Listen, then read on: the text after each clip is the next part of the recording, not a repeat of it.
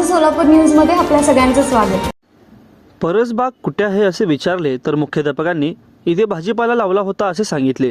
विद्यार्थ्यांनी पेपरवर प्रश्नांची उत्तरे चुकीची असूनही गुण दिलेले दिसले।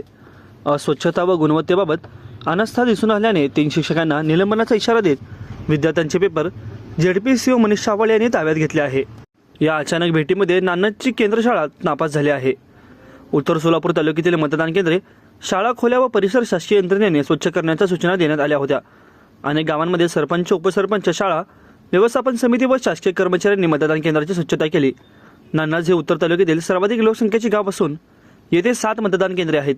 येथे जिल्हा परिषदेची केंद्रशाळा असून शाळे परिसरात अस्वच्छता असलेल्या केंद्रशाळेला ZPCO मनीष सावळे यांनी भेट दिली।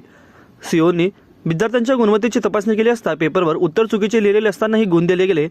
यातून गावातील पदाधिकारी व कर्मचाऱ्यांना आपल्या गावाच्या शाळेत काय चालतंय हे दिसत होते।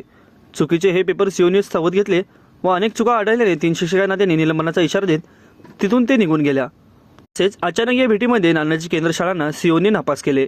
माझं सोलापूर न्यूज या YouTube चॅनलला सबस्क्राईब करा आणि बेल आयकॉन प्रेस करायला विसरू नका।